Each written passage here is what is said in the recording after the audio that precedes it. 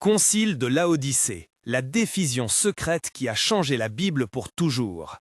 Imaginez ces mots comme un couperet posé sur le silence d'une ville au réveil. Le soleil perce une brume épaisse, éclaire les dalles de marbre, fait scintiller les colonnes fissurées. Là, dans une salle voûtée qui a vu des siècles de prières et de querelles, se joue une question qui va redéfinir ce que des millions nomment Dieu. Qui est Jésus ? Créature façonnée par Dieu ou Fils éternel, consubstantiel au Père? L'Empire a changé. Les routes qui mènent à Laodicée portent encore les traces des armées, des exilés, des familles qui ont fui des palais aux foyers incertains. Les églises, elles, sont déchirées. Lettres enflammées, accusations lancées dans le secret, prédications qui braquent des communautés les unes contre les autres. Et au milieu de ce fracas, des évêques arrivent, fatigués, blessés parfois, portant sur leur peau et dans leur cœur le prix d'une foi qui se discute comme on marchande d'une faveur politique. L'empereur, conscient que la paix civile repose aussi sur l'unité religieuse, a convoqué ces hommes. Il veut une sentence, ou au moins un moyen de contenir la tempête. Mais la tempête n'est pas seulement politique, elle est théologique, profonde, capable de renverser la notion même du salut. Par choix narratif, pour recentrer l'histoire que je vous conte, le concile se tient ici, à Laodicée. Cette localisation est utilisée comme cadre évoqué. Elle incarne le lieu où, devant la chrétienté, l'essentiel va être mis à l'épreuve.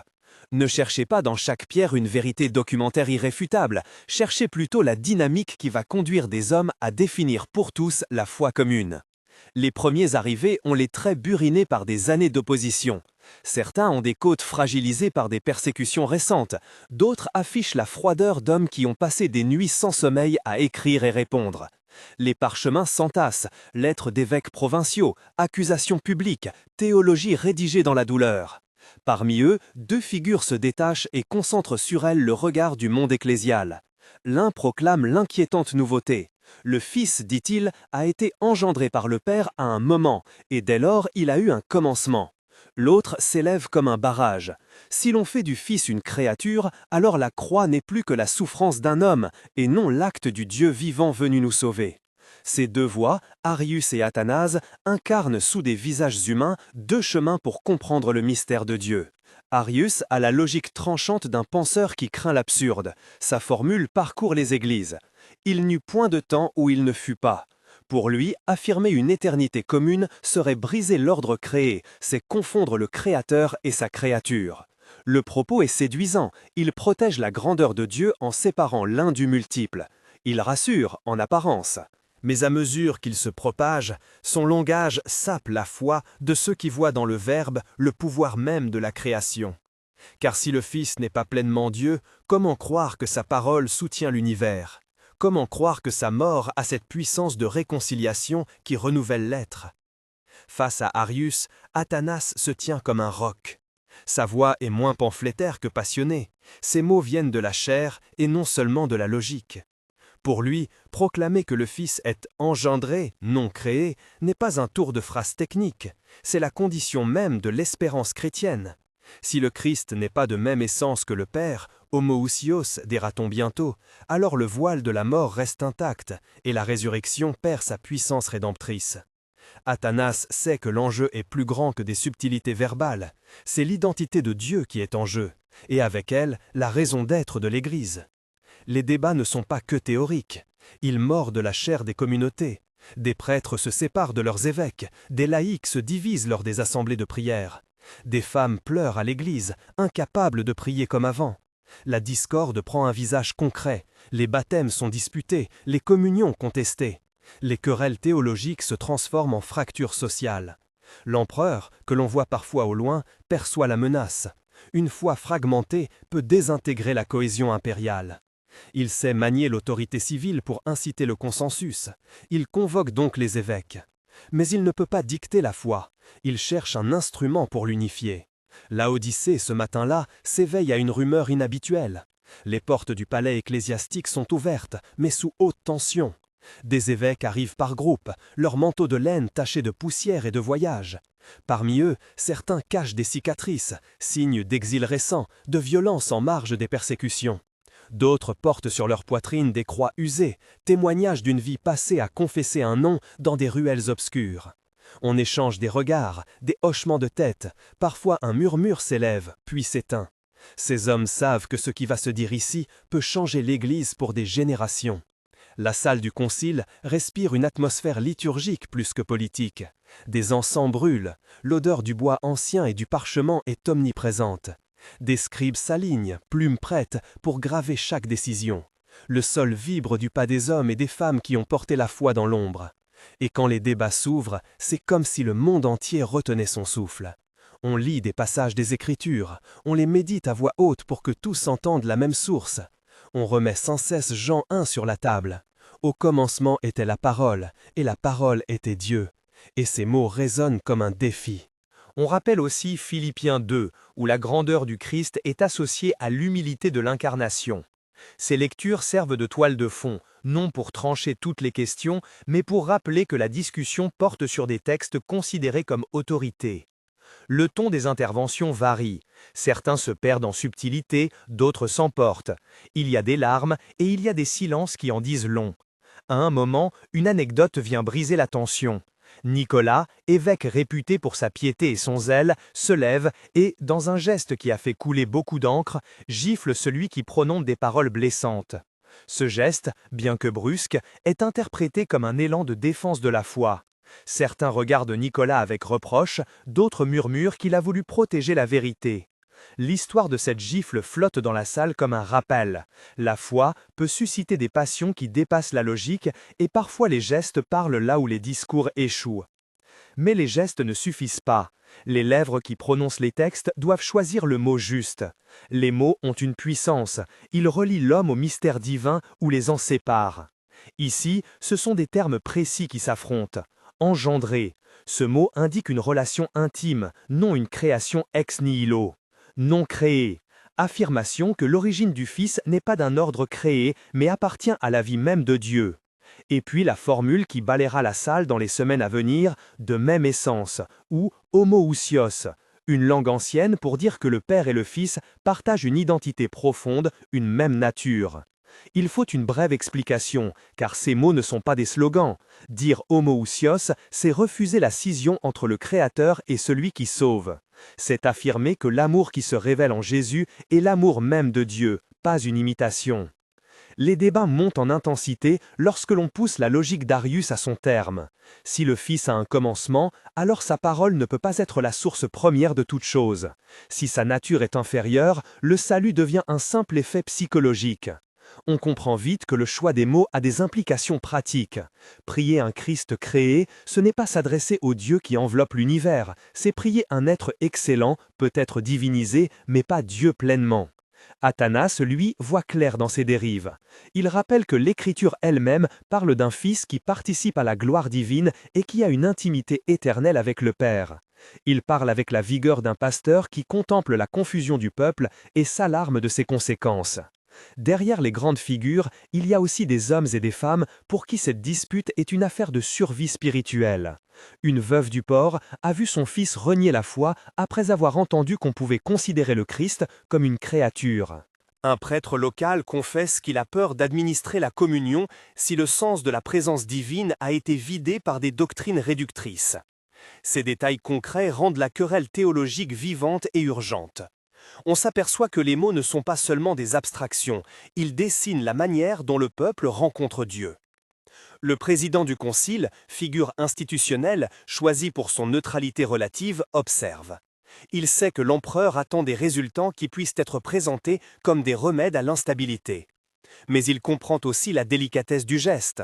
Imposer une terminologie depuis la puissance civile reviendrait à confisquer la foi. Ici se joue donc une tension entre autorité et liberté, entre décorum impérial et conviction ecclésiale. L'empereur, discret mais présent, sait utiliser sa position pour convier au dialogue. Il ne saurait dicter l'âme des croyants. Pourtant, sa main plane sur la scène. Il peut convoquer, protéger, exiler.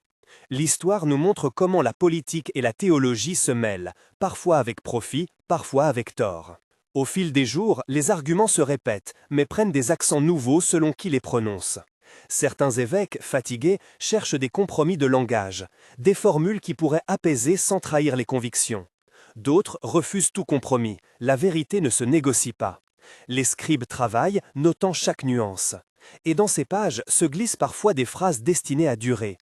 Car un mot inscrit par un scribe, validé par une assemblée, a le pouvoir d'imposer une manière de penser pour des siècles. L'un des enjeux cruciaux est la lecture publique des Écritures. On le fait souvent, non pas pour trancher par la force des mots, mais pour que la communauté entende la même chose. On relit Jean 1, on sabre Philippiens 2, on rappelle Hébreux et Colossiens. Et ces textes, mis côte à côte, commencent à dessiner une image cohérente du Fils, présent dès l'origine, participant à la gloire du Père, impliqué dans l'économie du salut. Ces passages ne répondent pas à toutes les questions, mais ils forment le socle sur lequel construiront ceux qui veulent préserver la divinité du Christ. Et puis vient un moment de bascule. Une nuit, après une journée harassante de débats, une délégation se retire pour prier. La lumière des lampes jette des ombres longues sur les murs, et un silence plus profond que le tumulte du jour s'installe. Les hommes prient, non pour inventer une formule, mais pour implorer la sagesse, la guidance. C'est dans ce silence que se forgent parfois les décisions les plus lourdes de conséquences. Que chercheraient-ils? La paix humaine, sans doute, mais aussi la fidélité à ce qu'ils reconnaissent comme vérité. Pour Athanas, la prière est une arme, pas une fuite. Prier, c'est demander de rester fidèle à la révélation reçue. Mais la pression externe ne disparaît pas. Des factions hors de la salle essaient d'influencer les évêques. On envoie des délégués, on fait circuler des pamphlets, on promet des appuis. La politique, toujours en embuscade, tente d'orienter le résultat vers ce qui lui paraît le plus utile. Certains évêques, fatigués par les voyages, par les menaces d'exil, par la peur des représailles, penchent vers un langage apaisant. D'autres, moins prêts à céder, parlent de fidélité immuable. Les alliances se tissent et se défont. Dans les couloirs, des confidences. Si l'on cède sur un mot, que restera-t-il pour défendre la divinité du Christ demain? Et la réponse murmure « tout ». À l'approche d'un moment solennel, la tension devient presque palpable. Les scribes déposent leurs plumes. Les évêques prennent place autour d'une table longue dont le bois porte les marques de multiples gestes de serment. On sent que quelque chose d'important va être prononcé. Une définition, un credo, une formule qui pourra être lue à voix haute dans toutes les églises et servir de garde-fou contre la confusion. Mais qui osera prononcer les mots qui enfermeront dans une phrase ce que des communautés entières reconnaissent comme vérité? C'est ici que la scène se suspend, que le récit retient son souffle. Les voix se taisent et l'on perçoit le froissement des toges. Certains évêques regardent la fenêtre où le soleil décline comme pour demander au ciel une direction. D'autres regardent le parchemin vierge qui attend d'être rempli. Les débats ont épuisé les corps, la nuit apporte la clarté des convictions. Les gestes se font plus lents, plus graves. On sait que la décision ne sera pas simplement l'acte du jour, mais l'héritage d'un peuple. À Laodicée, l'air semble s'être épaissi. Il porte le poids des siècles à venir. Si cette histoire vous touche et que vous voulez entendre la suite de ce moment où les mots allaient être choisis pour sceller des siècles de foi, abonnez-vous pour d'autres récits qui éclairent les tournants de l'histoire chrétienne. Le silence se prolonge, puis une voix s'élève, hésitante d'abord, puis plus assurée. On lit des mots choisis, testés dans les discussions, pesés au fil des nuits. Le terme « engendré » circule, on le prononce lentement, comme on prononce une prière. On ajoute « non créé » pour dissiper l'idée d'une origine temporelle. Certains hésitent devant « de même essence ». Faut-il employer ce mot qui porte une charge philosophique lourde? Faut-il craindre qu'il soit mal compris? Pourtant, l'obstacle n'est pas tant la difficulté linguistique que la crainte des conséquences.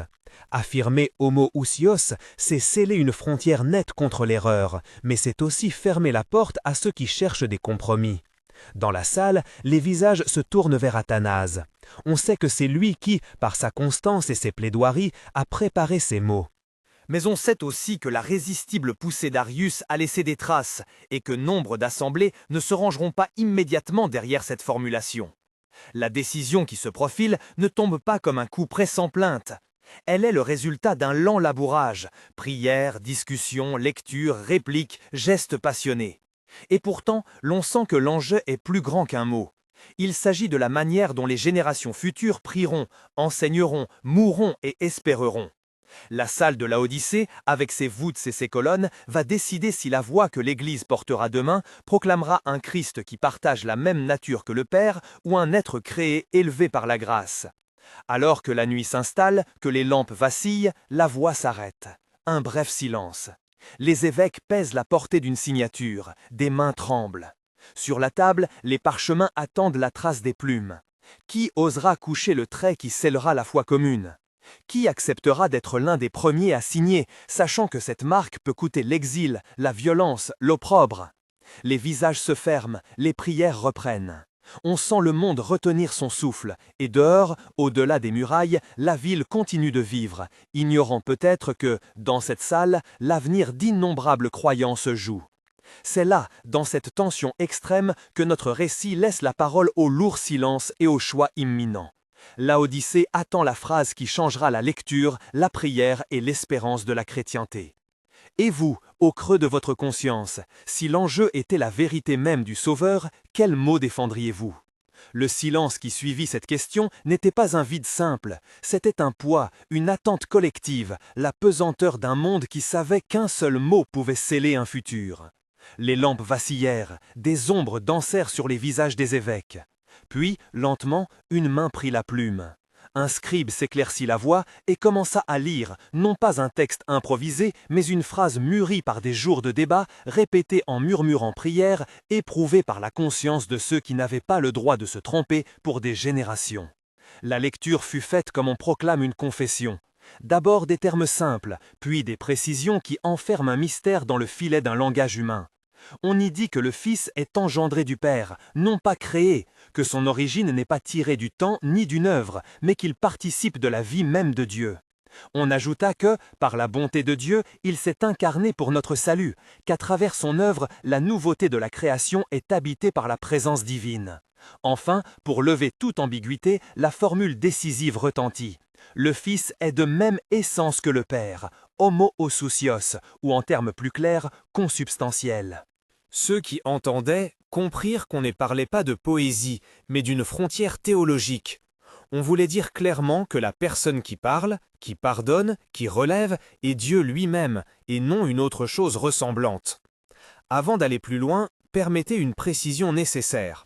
J'ai placé ce tournant ici, à Laodicée, par choix narratif. La toponymie sert à concentrer le récit. Certains détails circonstanciels sont stylisés pour clarifier la portée doctrinale que nous explorons ensemble. L'essentiel demeure. Une assemblée d'évêques a choisi, par une formulation solennelle, de lier le peuple chrétien à une confession qui affirme la divinité du Christ. Cette décision, quelle que soit la ville où elle se tint, porta un poids décisif. Quand la phrase fut terminée, un souffle parcourut l'assemblée. Pour quelques-uns, la formulation apportait enfin un refuge. Pour d'autres, elle sonnait comme une fermeture, un verrou sur des inquiétudes réelles. Des mains tremblantes se levèrent pour signer le parchemin. Une à une, les plumes laissèrent leurs traits, et chaque signature fut comme une promesse. Je confesse que le Fils est engendré, non créé. Je confesse qu'il partage la nature du Père. Quelques noms restèrent absents.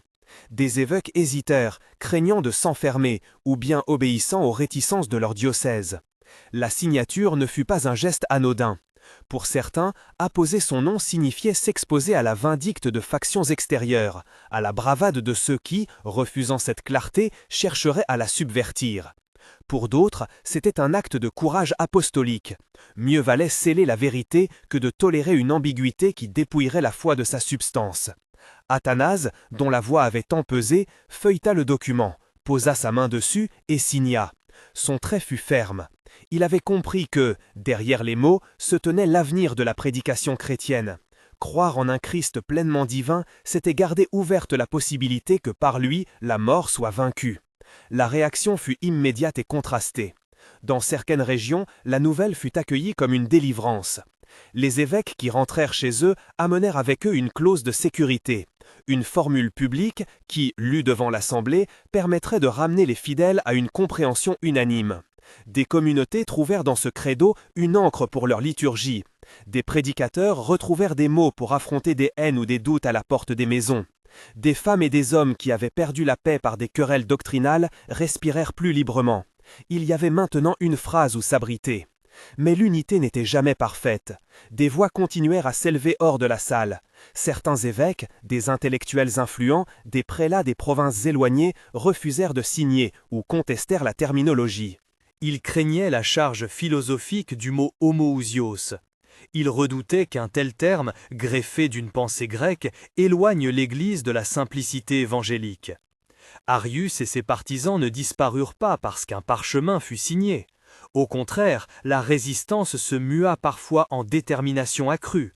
On vit des lettres enflammées continuer d'être écrites, des sermons hostiles circuler, et parfois des persécutions locales contre ceux qui acceptaient la nouvelle formule. Les conséquences immédiates furent administratives et spirituelles. L'Assemblée produisit des actes, condamnation publique des positions jugées hétérodoxes, instruction pour l'enseignement dans les écoles catéchétiques, une injonction à lire le credo dans les églises comme garde contre l'erreur. Les scribes recopient ces décisions, qui voyagèrent sur des routes poussiéreuses jusqu'aux confins de l'Empire. Là où le pouvoir civil coopérait, la mesure fut appliquée. Là où le pouvoir local penchait pour Arius, les troubles perdurèrent. Des évêques furent démis, des prédications furent interrompues, et quelques hommes de foi durent choisir entre l'exil et la soumission. Mais au-delà des mesures, un combat de longue haleine commença. Il ne suffisait pas d'affirmer par écrit une vérité, encore fallait-il la transmettre bien. L'enjeu de la foi orthodoxe n'est pas seulement de dire ce qui est vrai, mais d'incarner cette vérité dans la vie du peuple. Athanas comprit que la victoire politique pouvait se révéler illusoire si l'on n'était pas prêt à défendre cette confession dans les écoles, à la renforcer dans les homélies, à la protéger dans les persécutions. C'est pourquoi il redoubla d'efforts, écrivit, parlait et parfois souffrit la revanche politique, parce que la fidélité demande parfois de payer. Le récit que nous racontons n'épargne pas la réalité humaine. Certains qui avaient signé furent ensuite contraints de renier sous la pression. D'autres, au contraire, prirent la signature comme le premier pas vers une vie de témoignage, allant jusqu'à affronter la prison et l'exil. Les martyrs et les témoins, qui porteront la foi dans l'adversité, ne cessèrent pas d'exister. La fidélité de quelques-uns donna au credo une force vivante, au-delà du seul document. À plus long terme, la décision prise dans la salle, cette assertion claire sur la nature du Christ, devint un point de référence. Les générations suivantes confronteront de nouvelles formulations, de nouvelles hérésies. Mais elles regarderont vers cette heure où des hommes, dans la fatigue et la prière, ont choisi des mots précis pour nommer le mystère du salut. Paradoxalement, la définition fut à la fois un rempart et une invitation. Un rempart contre les réductions du Christ, une invitation à approfondir ce qu'on proclame. Dire que le Fils est engendré et non créé, consubstantiel au Père, ne doit pas nous enfermer dans une rhétorique stérile. Cela nous oriente vers une contemplation plus profonde de la Trinité et vers une vie qui témoigne de cette présence. Revenons un instant sur ce que signifient ces termes, non pas pour remplir un cours, mais pour que vous compreniez pourquoi ces mots ont pesé. Engendrer signifie relation. Le Fils tient son être du Père, non pas comme un objet fabriqué, mais comme une origine relationnelle qui indique la vie intime de Dieu. Non créé signifie que cette origine échappe à la logique du temps et du devenir. La personne du Fils n'est pas une créature entre autres, elle partage l'éternité de Dieu. Et de même essence, ou homoousios, consubstantiel, affirme que, si l'on enlave la divinité du Fils, on vide le salut de sa puissance. Ces formulations préservent la foi que, dans la parole et l'œuvre de Jésus, ce que l'on rencontre n'est pas un envoyé imparfait, mais la présence même de Dieu qui sauve. Là où beaucoup se trompent, c'est en pensant que ces mots appartiennent à un monde d'abstraction lointain. Ils ne le sont pas. Si vous priez un sauveur créé, vos prières touchent un être qui, par nature, ne peut embrasser l'univers. Si vous vous confiez à un Fils consubstantiel, vous confessez que l'acte de Dieu a la puissance de transformer la création. Voilà pourquoi cette décision, secrète par sa gravité, publique par sa proclamation, a changé la lecture, la prière et la liturgie des communautés chrétiennes. Elle a changé la Bible pour toujours, non parce qu'elle altérait les Écritures, mais parce qu'elle scellait une manière de les lire, comme parole du Dieu qui est proche, souverain et sanctifiant. Mais l'histoire ne se termine pas sur ce parchemin. Les décennies qui suivirent furent marquées par des répliques, des combinaisons et des révisions.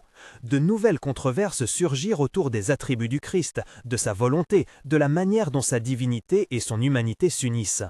Pourtant, la décision de Laodicée, telle qu'on l'a placée ici par le récit, resta un repère. Pour ceux qui aiment la foi ancienne, elle constitua une déclaration courageuse. Ne dérobez pas le visage de Dieu derrière une liturgie atténuée, proclamez-le tel qu'il s'est révélé. Que signifie tout cela pour nous aujourd'hui? La question qui se pose et que je vous pose à nouveau est personnelle autant que communautaire. Quand la foi est attaquée par des théories séduisantes, par des simplifications culturelles, par des échos d'un monde qui préfère l'intériorité sans dogme, que faites-vous? Choisissez-vous la commodité d'un langage flou ou défendez-vous la clarté qui donne au peuple une assurance? Défendre la foi n'est pas d'abord une posture agressive, c'est une fidélité humble et tenace, un effort pour que la parole qui nous a saisis continue de saisir les autres. Mais l'histoire ne se termine pas sur ce parchemin. Les décennies qui suivirent furent marquées par des répliques, des combinaisons et des révisions. De nouvelles controverses surgirent autour des attributs du Christ, de sa volonté, de la manière dont sa divinité et son humanité s'unissent. Pourtant, la décision de Laodicée, telle qu'on l'a placée ici par le récit, resta un repère. Pour ceux qui aiment la foi ancienne, elle constitua une déclaration courageuse. Ne dérobez pas le visage de Dieu derrière une liturgie atténuée, proclamez-le tel qu'il s'est révélé. Que signifie tout cela pour nous aujourd'hui? La question qui se pose et que je vous pose à nouveau est personnelle autant que communautaire. Quand la foi est attaquée par des théories séduisantes, par des simplifications culturelles, par des échos d'un monde qui préfère l'intériorité sans dogme, que faites-vous? Choisissez-vous la commodité d'un langage flou ou défendez-vous la clarté qui donne au peuple une assurance? Défendre la foi n'est pas d'abord une posture agressive, c'est une fidélité humble et tenace, un effort pour que la parole qui nous a saisis continue de saisir les autres. Il y a aujourd'hui des doctrines qui réduisent le Christ à une inspiration morale, des discours qui transforment la croix en simple symbole éthique. Ces versions ne sont pas innocentes, elles changent ce que les hommes espèrent lorsque tout s'effondre. Face à cela, l'appel de Laodicée, de ce credo qui affirme la divinité du Fils, nous ramène à l'essentiel. Il nous rappelle que la foi chrétienne n'est pas une morale embellie, mais une rencontre avec une personne qui est Dieu, qui pardonne, qui ressuscite, qui tient l'histoire. Et si cette conviction vous habitait aujourd'hui, comment la partageriez-vous avec vos proches, avec votre communauté, avec ceux qui cherchent? La fidélité exige pour vrai un courage concret. Elle demande que l'on enseigne, que l'on prêche, que l'on vive la dévotion avec une clarté qui ne blesse pas mais qui édifie. Elle demande aussi la patience.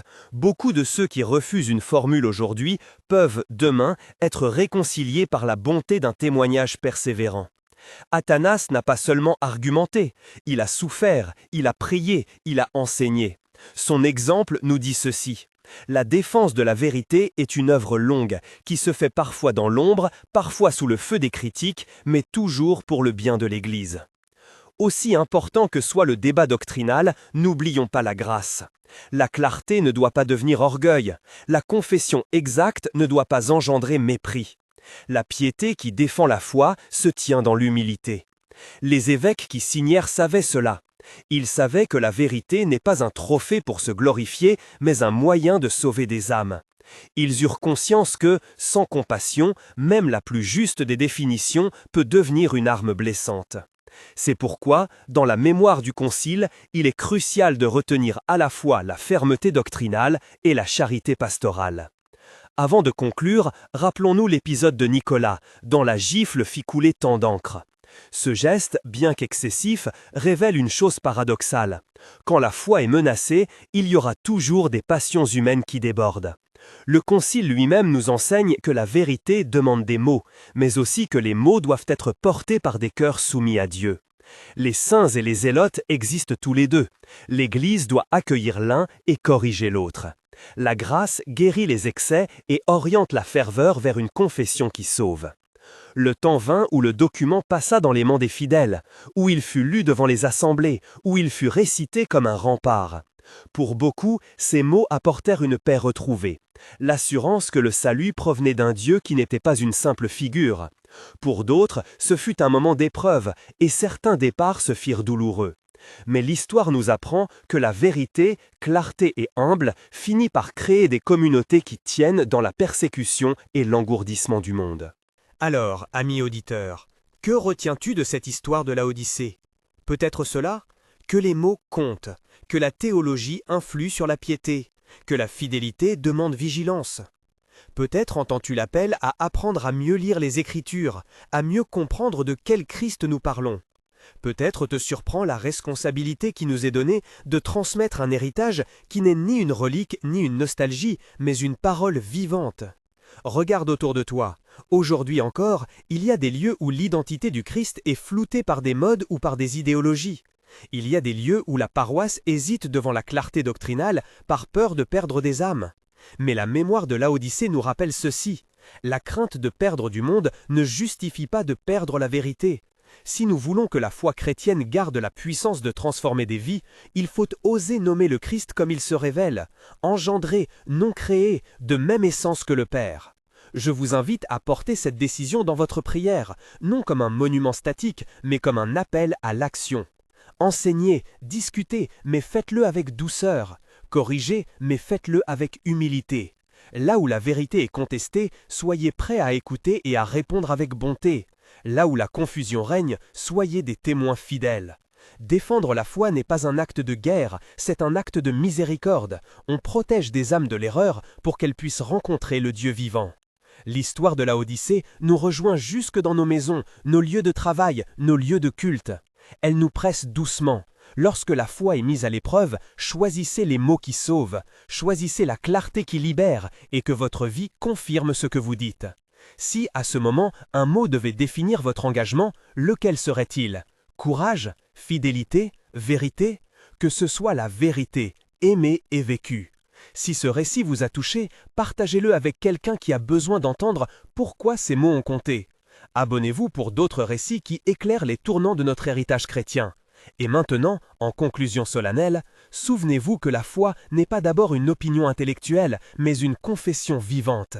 Proclamer un Christ engendré, non créé, consubstantiel au Père, ce n'est pas fermer des portes, c'est ouvrir la porte à la présence même de Dieu, à une espérance qui traverse la mort.